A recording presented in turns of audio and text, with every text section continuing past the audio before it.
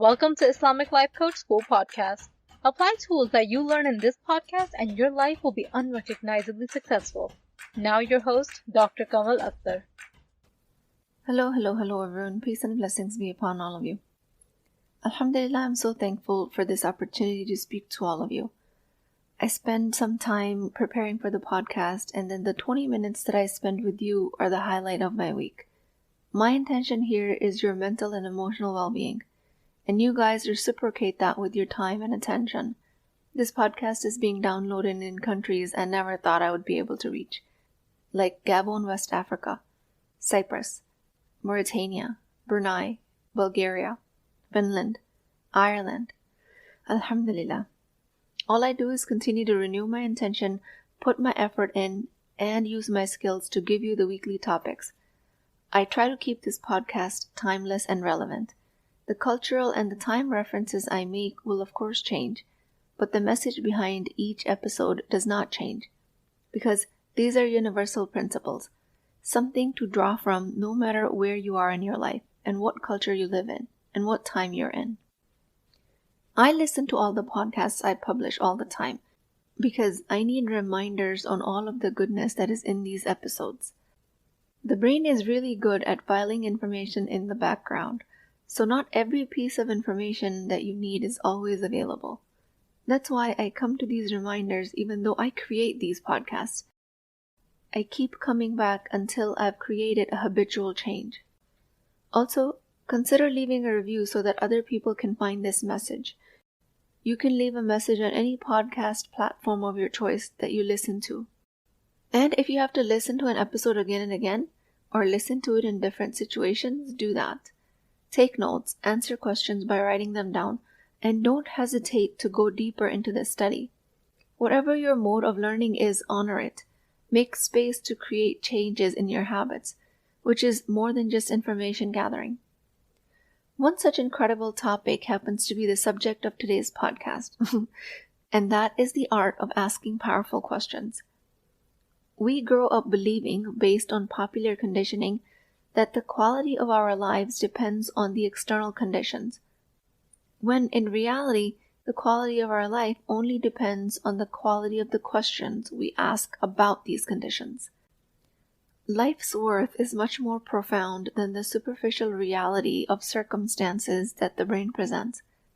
Standard of living is dependent on the questions we ask about these circumstances, because the questions we ask, no matter how rhetorical they sound, are still targets for the brain to reach. Since the brain is a meaning-assigning machine, even a question when asked rhetorically, the brain gets to work in answering it, even if it is at the subconscious level. And like I always say, all thoughts, subconscious or not, lead to emotions, actions, and results. It's just that they remain outside of our awareness. These thoughts are still creating results. We just happen to be calling them facts, something that's uncontrollable, just because they're not in our conscious mind. Some examples of bad questions are, why does this always happen to me? Why am I always so frustrated? What is it about me that magnetizes problems? Is there something fundamentally wrong with me? The answer you get for asking these questions isn't something good, because the way they are asked, there is an inherent negative assumption. So the answer that your subconscious mind generates to these questions is also negative. For example, why does this always happen to me? Because I'm broken. Why am I so frustrated? Because I'm inherently pre-programmed like this. What is it about me that magnetizes problems? Because I attract chaos. Is there something fundamentally wrong with me? Yes. The answer is yes. The more painful the answer, the farther out of awareness it will be. But it will be present. Mind can only work with references. So if you refer it to a seemingly unanswerable question, it is still answering it. It's just suppressing the answer because of the pain it creates on an emotional level. And don't be fooled for a second that you're always just kidding with these questions. You don't really believe them. The fact that you're asking them is reason enough for your mind to generate an answer for you. and the effect of the answer gets stored as a body memory, as a habitual emotion. There are a ton of examples of poor quality questions that you might be asking. Why does this problem always find me? Why are people so challenging? Why are we living in such difficult times? Why does the same issue keep coming up for me? The brain quietly answers all of these questions in the background, and it tells you all of this is happening because the world is a horrible place. And you limit your actions from this subconscious belief of world being a horrible place. The world is neutral. The world is what you make it to be. The world is always 50-50. If you ask why people in the world so challenging, and the answer is something along the lines of, because the world's a horrible place, no matter how unaware you remain of this answer, this thought will induce feelings of morbidity, isolation, fear, dread, and you will find yourself paralyzed, unable to move forward, unable to create any good outcomes, all the while believing that the world is a horrible place factually, like it is a circumstance, when it is only a thought on repeat. Other examples of bad questions are like, why are people so rude? When is he going to learn to respect me? Poor quality questions about things, people, circumstances in the world only generate judgment. They don't offer any actual solution. Maybe the world is a horrible place, but it is also a nice place, peaceful, filled with goodness and love. Unless you ask questions about that, you will only see the negative 50%. The basic skill to up-level the quality of the questions that you're asking is the Cartesian question method. This is when you turn the original question on its head. The Cartesian questions go something like this. What will happen if I do this? What will happen if I don't do this? What won't happen if I do this? What won't happen if I don't do this? Cartesian questions are used to help with decision making, but I use them to come out of the trap that my brain sometimes creates when it gets stuck in the loop of asking poor quality questions. So if your recurrent question is, why am I always so frustrated? The Cartesian questions will sound something like this. What will happen if I do get frustrated? What will happen if I don't get frustrated? What won't happen if I do get frustrated? And the last one, which is a brain twister because it's a double negative, what won't happen if I don't get frustrated? Answering this last question is really eye-opening because you really have to clarify to yourself the answer, and it makes your brain jump through hoops to find the answer. It's hard to heal from things that you don't talk about, and poor quality questions keep those things hidden, while good quality questions bring them to surface. So Cartesian questions are one way to create different instructions for your brain, a way for your brain to start asking different questions. Other extremely powerful method to up-level your questions is to simply be aware of the low quality question. As soon as you become aware, you can just interrupt yourself mentally from asking that question. And that shift in thinking comes with a profound positive shift in emotions. Spend more time in metacognition. Spend more time in thinking about your thinking, rather than doing the thinking. This is what gives you a better chance of becoming aware of yourself and when you're asking an unfruitful question, so that you can stop the train of thought before the brain has a chance to generate an answer for you, and before the body starts to feel the heavy emotion related to that answer. This awareness simply interrupts old patterns of thoughts and is super powerful. So one way to upgrade your question asking skills is to turn them around on their head using the technique like the Cartesian questions. Other technique is to spend more and more time thinking about what questions you're asking yourself. And the third, my favorite technique, is what energy or emotion are you coming to the question with? There's this energy of, why is the world so challenging? Which comes with a pre-assumed answer of, because world is a horrible place. And then there is this energy of, Why is the world so challenging? There is no pre-assumption, just curiosity about the answer.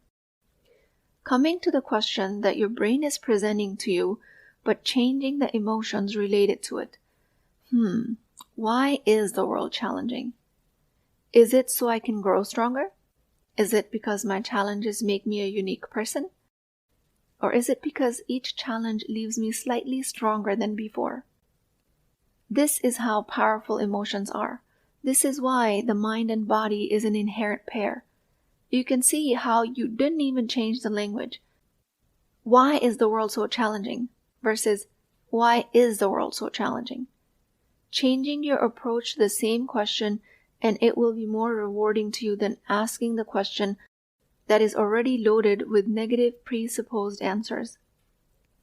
If you're going to ask a question, ask for the sake of it to be answered.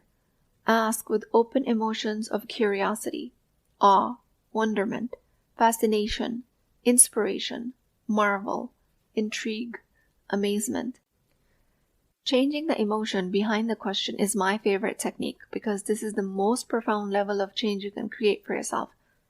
If you practice asking questions like this, it will then carry over a body memory of open emotions, and next time your mind goes to ask a low-quality question, your body will remind your brain to ask it to be answered, to ask it from a positive energy, not so that you can low-key continue to feel bad about yourself. And when you find yourself asking a question from any of the above positive, open, abundant emotions, and you don't have an answer, feel free to create more questions as an answer. Just to remember that answer to such difficult questions isn't always immediately available to the brain, but you do have immediate access to more high-quality questions, and that will sound something like this. Original question: why am I always so frustrated? Same question asked from open emotions of curiosity and creativity. Why am I always so frustrated? And opening up to more higher quality questions like, what's causing these repeated patterns of frustration? What can I do to help my frustration? Who am I going to be without this frustration?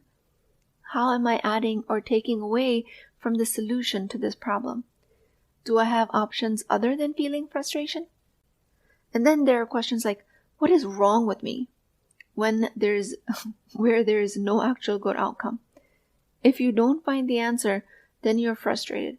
And if you do find the answer, then you prove to yourself exactly what's wrong with you. Either way, there's no good outcome. So the moral of the story is don't ask bad questions. My favorite questions are something along the lines of, how did I act in this situation? Do I need to change anything about myself to improve it? And then questions that I ask in my leadership positions. What can I do to address this confusion? What change can be implemented to prevent this misunderstanding in the future? How can I inspire more people towards a positive change? What can I do to make it easier for people to believe in their higher values? And then there's a question I asked, the answer to which is the creation of this podcast, which is, how can I help people understand how powerful questions are? Trust me, when I sat down to create this podcast, I had no idea what I was going to do. My brain totally offered, what makes you think that you can inspire people? Such a paralyzing question. Lower brain is with you every moment of your life, just like it is with me. Shaitan's waswas are with all of us every moment to suffocate our progress. But you also have a much powerful force with you, and that is your higher brain. The power of your innate wisdom that is created by Allah, that is always available to you. Ask better questions, and better quality answers will come to you, even if you're not aware of them. The way the right brain functions is that it answers questions in a piecemeal fashion. At another time that seems completely unrelated to when the question was actually asked. You might find an answer on a billboard while you're on the highway. You might find it when you're in the shower, or when you're relaxing, or when you're in a social situation having a conversation. So from a loving, gentle place, become more aware of what quality questions you're asking, and advance yourself to asking better quality questions. You do that when you're spending more time thinking about your thinking rather than mindlessly doing the questioning. Or you do that by elevating the emotional energy behind these questions and just coming to each question with curiosity without attachment to an answer. Inshallah, with the elevation of the quality of the questions you ask, the quality of your life will also elevate. With that, I pray to Allah subhanahu wa ta'ala, O Allah, the most merciful, the most gracious, we come to you with open hearts, seeking your divine guidance. Please guide us away from destructive questions and guide us towards growth. Give us the wisdom to ask the best questions that will lead to our character refinement, rather than pulling us into despair and stagnation. O Allah, as we are reminded of the whispers of the shaitan and the lower brain that aim to paralyze us, protect us from these forces and make us more and more aware of you alone, the ultimate power that you hold, the power that you have given us as an inherent wisdom, and increase it in a way that lets us live beyond the intelligence of the brain. O Allah, let us become aware of our high-quality answers to the high-quality questions and make that a reason to raise us in our ranks in this world and the next, inshallah. Please keep me in your du'as. I will talk to you guys next time. If you're interested in getting coached by me, I'm offering a very affordable opportunity to do that with Wisdom Wednesdays. This is not a course, not a lecture. This is an opportunity for live coaching, real change with Islamic adab and etiquette. You do not need more information. You actually need a space to create change. At $19.99 a month, which is the price of takeout dinner, you as a Muslim woman will create confidence, intimacy, and connection without shame or fear of judgment, because your privacy is my highest priority. So join at www.islamiclifecoachschool.com, resources, Wisdom Wednesdays. I'll see you inside, inshallah.